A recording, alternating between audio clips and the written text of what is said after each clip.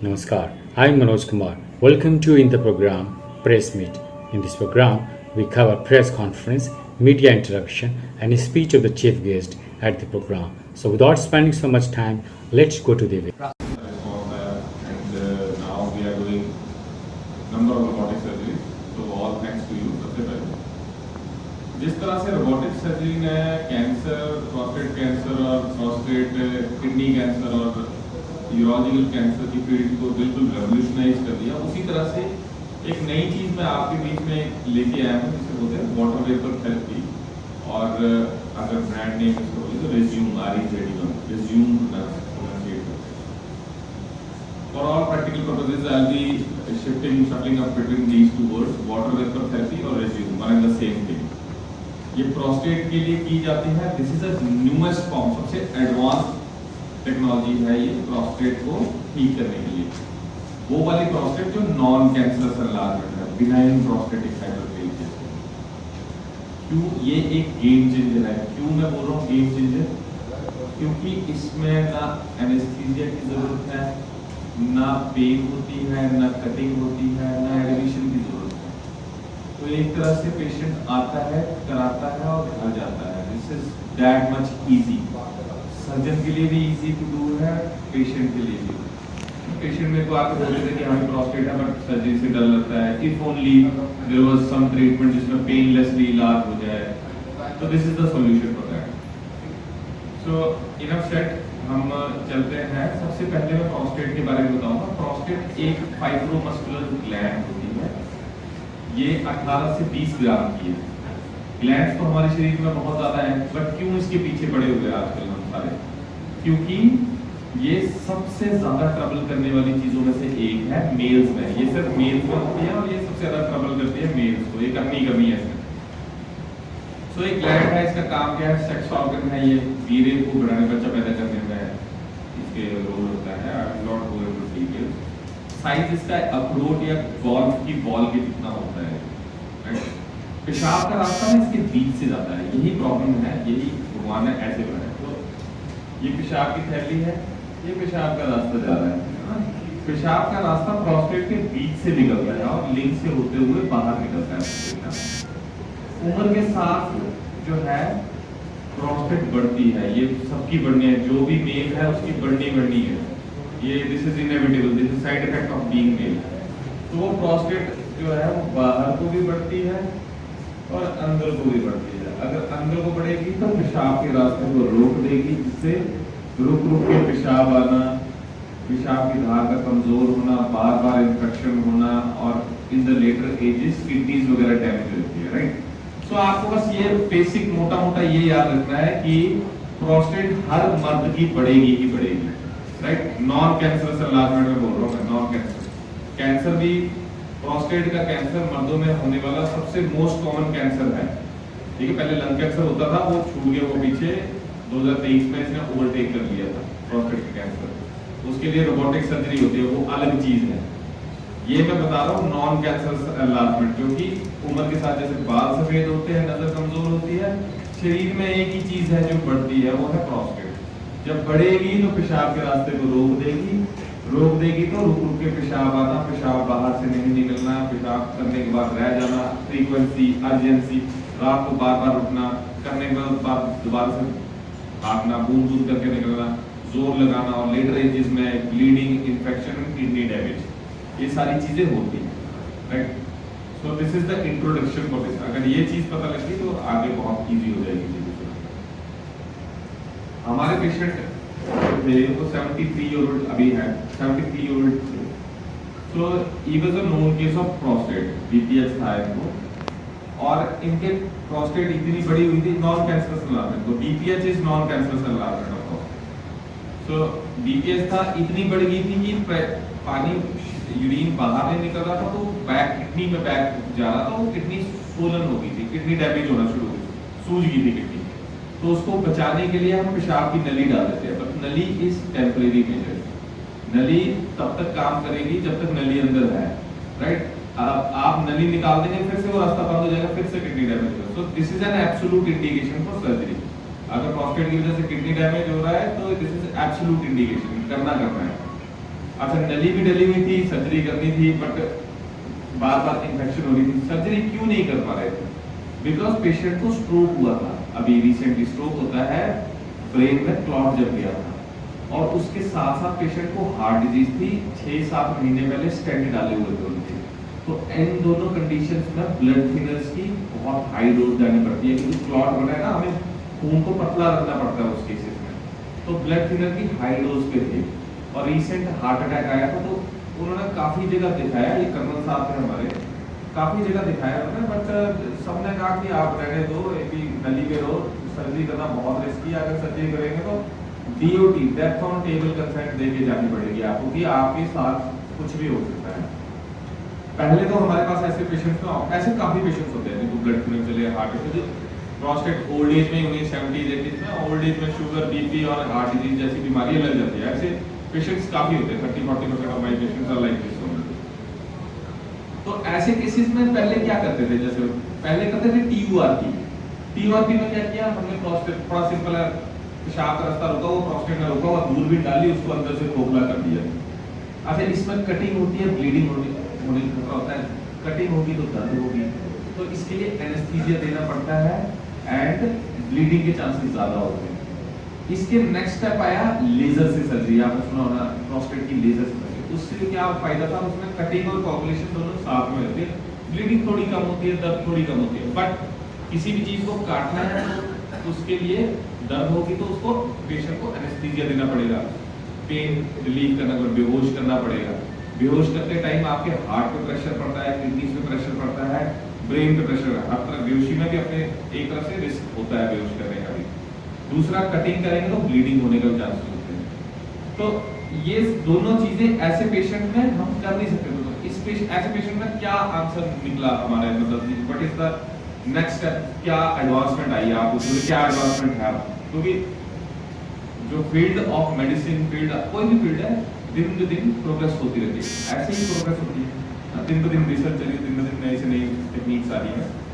तो इस ऐसी प्रॉब्लम्स को सॉल्व करने के लिए एक ऐसी पद्धति की जरूरत थी जिसमें हम एनेस्थीसिया ना देना पड़े, एनेस्थीसिया का रिस्क चला जाए, जिसमें कटिंग ना हो, तो पेन, ब्लीडिंग, एनेस्थीसिया का रिस्क ना हो। तो एक तरह से बिना कटिंग के, बिना बेहोश किए कुछ अगर हो सकता है, वो ही इन पेशेंट्स का सॉल्यूशन था, इस तरह के पेशेंट्स का। तो उसका आंसर क्या आया है? उसका आंसर है transrectal water vapour therapy, resume. इसमें क्या करते हैं, इसमें हम बिना बेहोश किए under local anaesthesia jelly, lignocaine jelly डालते हैं, उससे सुन्न कर देते हैं पेशाब के रास्ते को, बिना एडमिशन के, बिना एनेस्थीसिया के हम प्रोस्टेट के अंदर वाटर वेपर इंजेक्ट कर देते हैं। वो स्पेशलाइज्ड डिवाइस, एक स्पेशल डिवाइस है, उसके द्वारा हम प्रोस्टेट के अंदर वाटर वेपर इंजेक्ट कर देते हैं। वो क्या करता है, in time water vapour prostate को सिकुड़ जाती है प्रोस्टेट से, और जो अंदर प्रोस्टेट का पेशाब का रास्ता है वो खुल जाता है। तो दोनों काम हो गया, मतलब बिना सांप भी हो गया, लाइफ भी हो गया, पेनलेसली पेशेंट का ट्रीटमेंट भी हो गया, और हमारा पर्पस भी सॉल्व हो गया। सो इसको हार्डली 2 मिनट लगते हैं करते हुए, I take only 2 minutes, right? This is a game changer, this is very revolutionary technique. मैंने अभी तक जितनों को भी किया है, एवरीबॉडी, मतलब मैं आपको आगे बताऊंगा, 80% ऑफ माय पेशेंट्स और दोज पेशेंट्स इनको सबने जवाब दे दिया था कि कुछ नहीं कर सकते भैया, रिस्क बहुत है, राइट? तो एक इसका और फायदा है, जो भी प्रोस्टेट की सर्जरी, प्रोस्टेट की दवाइयां, जो यूरिमैक्स, बेल्टम, सिलोडल, जो भी है, वो सेक्सुअल डिसफंक्शन करती है। हर तरह की दवाई सेक्सुअल डिसफंक्शन करती है। सर्जरी, जो प्रोस्टेट की सर्जरी होती है, वो itself causes 10% erectile dysfunction, ejaculation 100% में चली जाती है। तो this is the only modality where we can preserve person sexual function also. तो मतलब कोई यंग बंदा है, उसमें प्रोस्टेट के सिम्टम्स हैं, जैसे कि अभी आजकल आते हैं 50s में पेशेंट, 52, 53 में पेशेंट के सिम्टम आ जाते हैं, उन केसेस में, या फिर कोई पेशेंट ऐसा जो इतना सिक है, जो जिसको सर्जरी करने में रिस्क बहुत है, उन पेशेंट्स में ये बेस्ट मोडालिटी बन चुकी है, राइट? मैं बताऊंगा आपको। तो एक मैं छोटा सा video, if you are interested, तो मैं छोटा सा वीडियो प्ले करना चाहूंगा। तो इसमें आपको दिखाएंगे कि कैसे करते हैं ये। इसे बोलते हैं रिज्यूम।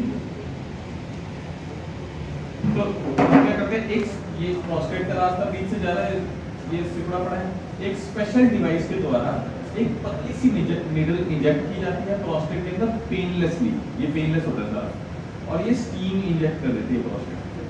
स्टीम क्या करती है, प्रोग्रेसिव डीनेचुरेशन कोगुलेटिव नेक्रोसिस हो गया, एक तरह से सेल्स को मार देती है और प्रोस्टेट जो है वो सिकुड़ जाती है। स्टीम जो इंजेक्ट करते हैं, वाटर वेपर जो इंजेक्ट करते हैं, इट टेक्स हार्डली 9 सेकंड, तो 9 सेकंड एक तरफ, 9 सेकंड उधर, 18 सेकंड का प्रोसीजर है। इन टाइम क्या होता है, ये देखिए आप प्रोस्टेट सिकुड़ गई पूरी और पेशाब का रास्ता खुल गया, right. So this is how it works, this works like magic. But सब कुछ अच्छा नहीं है, देयर आर स्ट्रिक्ट क्राइटेरिया कि एक सर्टेन साइज से अबव होनी चाहिए, 30 ग्राम से नीचे तब नहीं हम कर सकते हो, या फिर एकदम से इमीडिएट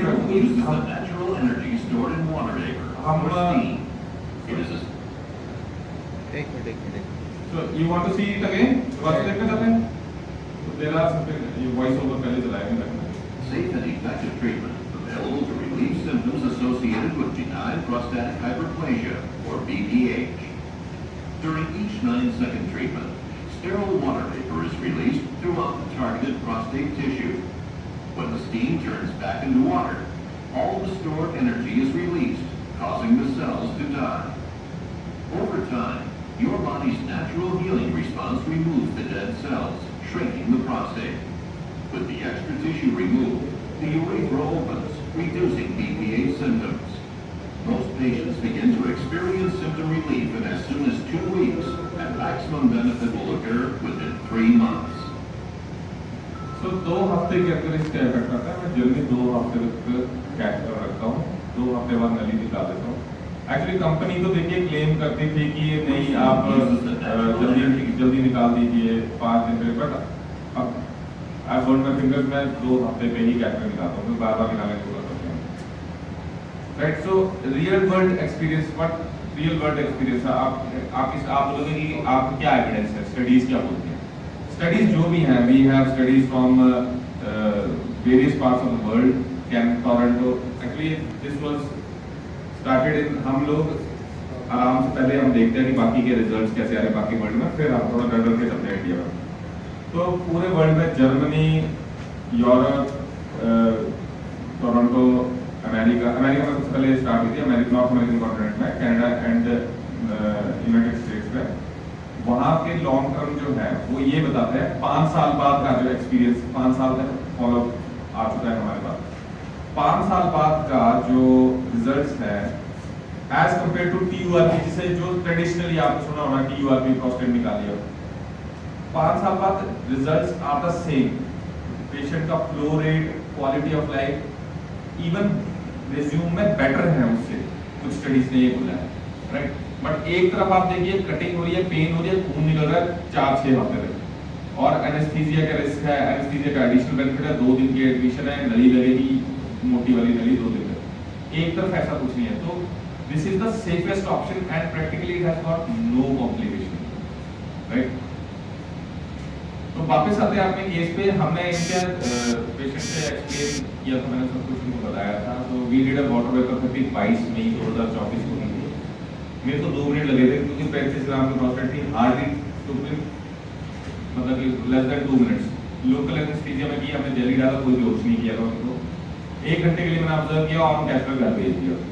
तो 2 हफ्ते बाद मैंने कैथेटर निकाला। पेशेंट किडनी डैमेज हो चुका था, हार्ट अटैक था। जब आता था पेशेंट व्हील चेयर था, इस बार आए थे, मैं खुद नहीं पहचान पाया उनका। मेरे पास इंटरव्यू है, इफ एनीबॉडी लाइक्स टू सी, मैं इंटरव्यू आई कैन शेयर। उन्होंने इंटरव्यू इतने खुश थे, इंटरव्यू दे गए। So now he is perfectly avoiding well. He says कि 3 हफ्ते में, 2-3 हफ्ते में इतना अच्छा असर आ गया था कि इज मतलब avoiding like he used to avoid in 30s और 40s। उससे खुल जाता है वो। मैं अपना एक्सपीरियंस शेयर करना चाहता हूँ because we have done maximum number of cases in north India. I was the first one to bring this modality in northern India because someone मेरे एसोसिएट जो है एक्सेस वगैरह में है, वो कर रहे हैं, उनकी पेशेंट की बहुत अच्छा रिस्पॉन्स है। तो मैं he inspired me to bring this. So I was the first one to bring this in North India. North India में सबसे ज़्यादा नंबर्स मेरे हैं। I am among the top 3 in the country, इतने हमने केसेस किए हैं। सो 80% क्या है हमारे patient profile, 80% for those patients who were unfit for anaesthesia. ये वो केस थे जो बिल्कुल लोगों ने डिक्लेयर कर दिया था कि आपका कुछ नहीं होता, आप नली पे ही रहिए। अब नली पड़ी रहेगी तो बार बार इन्फेक्शन होगी, वो लाइफ बहुत शॉर्ट कर देती है। नली पड़ी रहेगी, बंदा चलेगा फिरेगा नहीं, हार्ट की प्रॉब्लम हो जाएगी। हार्ट की अगर पहले से प्रॉब्लम है तो वो एग्रेवेट हो जाएगी। जो भी मोबिलिटी चीज जो भी कम करती है, चलना फिरना कम करती है, वो लाइफ को शॉर्ट कर देती है। ये दिस इज अ बेसिक। अच्छा 20% ये वो पेशेंट्स जो थे, वो जो मैंने किए, जो यंग थे और अपनी फर्टिलिटी को प्रिजर्व करना चाहते थे। They want to have 50s और अर्ली 50s में जो थे। अनफिट पेशेंट्स की प्रोफाइल, कोई कार्डियक था, कोई किसी को सीवियर सीओपीडी थी, कोई elderly frail. I have done 93 years के अंकल का भी मैंने किया है, तो ही इज आल्सो फाइन। मुझे इतनी ज्यादा दिक्कत थी कि पेशाब की थैली में पत्थर बन गए हो गए और बार बार इन्फेक्शन। राइट, तो इंडिकेशन क्या क्या थी? बीपीएच विद रिफ्रैक्टर, किसी की नली भी निकल रही 50% में, किसी को बहुत ज्यादा सिम्पटम 30% में, किसी की किडनीज खराब हो रही 10% में, किसी में बार बार इन्फेक्शन हो रही है, रिकरेंट यूटीआई 9% पेशेंट्स में थे, और एक पेशेंट था उसको कैंसर था प्रोस्टेट का। मैंने बताया था आपको प्रोस्टेट के कैंसर के लिए रोबोटिक सर्जरी, बट ये वो कैंसर था जिसमें कैंसर ऑलरेडी फैल चुका है, उसमें हम सिम्टोमेटिक रिलीफ देना चाहते हैं। तो ये this was very interesting case. इनको हार्ट अटैक आया था, तो किसी यूरोलॉजिस्ट ने प्रोस्टेट में स्टेंट डाल दिया, वो स्टेंट टूट के अंदर चला गया। स्टेंट वगैरह टेम्परेरी काम करते हैं, प्रोस्टेट का स्टेंट डाला था, वो टूट के अंदर चला गया और एक अंदर घुस गया था। तो इसको भी हमने लोकल में रिज्यूम किया और बहुत बढ़िया रिजल्ट आया। Patient is totally fine. तो this is how the so what are the results? मेरे कोई भी पेशेंट जो है वो कैथेटर पे नहीं है अभी। I can promise you that all patients are catheter free. मैंने इसमें डेटा को कट कर दिया बिकॉज़ इट वाज लंबी होती थी presentation. 90% of patients are catheter free after 2 weeks. 1 या 2 को मेरे को लंबा रखना पड़ा था बिकॉज उनके शुगर इतनी अनकंट्रोल थी कि उनकी इन्फेक्शन ज्यादा हो रही थी और पेशाब की थैली की जान खत्म हो गई, तो हमें दवाइयां देनी पड़ी ताकि वो जान वापस आए। अब आते हैं, ये मैं अपनी तरफ से नहीं बोल रहा, these are it has come under AUA guidelines. India में हम वो चीज करते हैं जब गाइडलाइंस में आती है तब हम स्टार्ट करते हैं, राइट? वी डोंट अपना ऐसे आंख बंद करके नहीं खाते हैं ये करते हैं। So AUA guidelines, American urological association 2023 की गाइडलाइंस होती है कि ये जो है we can give it in moderate to severe enlargement of prostate, whatever तो सर्जरी होते हो, या फिर यंग पेशेंट्स में जो want to preserve their ejaculatory function. 60 महीने का डेटा जो बताता है उसमें इंटरनेशनल प्रोस्टेट सेवेरिटी स्कोर जो देखा गया 60 महीने बाद TURP के साथ, जो स्टैंडर्ड प्रोसीजर हम करते हैं ना TURP, उससे कंपेयर किया गया, तो उसमें ये देखा गया कि सिम्टम्स जो है ये रिज्यूम ने ज्यादा कम किए एज कंपेयर टू TURP। ये मैं नहीं बोल रहा हूं, अमेरिकन AUA गाइडलाइंस है 2023 की। तो it was in a way it was better than TURP in some studies. तो टेक होम मैसेज अगर लास्ट में ये बोलूंगा, इट इज वेरी सेफ। दवाइयों के बाद सर्जरी, ये बीच का रास्ता है, राइट? कई जगह पे इसने रिप्लेस कर दिया है सर्जरी को because effects are very good. So it is by क्यों रिप्लेस किया? First of all done under local, किसी भी तरह का एनेस्थीसिया की जरूरत नहीं, आपका एनेस्थीसिया का रिस्क खत्म। दूसरा, जो it is a day care, admission की जरूरत नहीं, एडमिशन का पंगा खत्म। तीसरा, खाली पेट आने की जरूरत नहीं, शुगर जिसको है उसकी शुगर फ्लक्चुएट नहीं करेगी, खाना खा के आओ, कराओ और घर जाओ। It is that much simple. तीसरा, किसी को हार्ट अटैक है, किसी को वो है, तो हार्ट अटैक वाले पेशेंट्स में ब्लड थिनर्स पे होते हैं, वो ट्रेडिशनल सर्जरी में हमें कट करके निकालनी पड़ती है, तो इसमें कटिंग नहीं है, तो हम ब्लड थिनर्स भी बंद नहीं करते। वो ब्लड थिनर्स पे जब भी ब्लड थिनर्स थोड़े टाइम के लिए बंद होंगी तो पेशेंट ज्यादा रिस्क पे आ जाता है हार्ट अटैक के। तो इसमें तो ब्लड थिनर्स बंद करने का सवाल ही पैदा नहीं होता, क्योंकि बेहोशी नहीं कर रहे हैं, कोई कटिंग नहीं कर रहे हैं, तो पेशेंट ब्लड थिनर्स, खून पतला करने की दवाई खा सकता है, उसके साथ हम सर्जरी कर सकते हैं। ये सो ब्लड थिनर्स और अदर कोई दौरे पड़ने की मेडिकेशन है तो आपको रिस्क बहुत ज्यादा कम हो जाता है इसमें। It is equally effective as TURP, जो मैंने गाइडलाइन बताई उसमें आ गया है। कैथेटर 1 हफ्ते तक रखते हैं, आजकल मैं 2 हफ्ते तक रख रहा हूँ बिकॉज 1 वीक के बाद only 40% are those who may avoid, 2 हफ्ते बाद 90%। इफेक्ट जो है अच्छा इफेक्ट आएगा 1 से 3 महीने में, and it has got practically no complication. So यही चीजें हैं, जैसे जैसे एडवांसमेंट आती है हमें एडवांस टेक्निक को अपना के आगे से आगे बढ़ना, तभी उसमें भी और एडवांसमेंट आएगी, उससे भी आगे जाएंगे। This is how humanity progresses.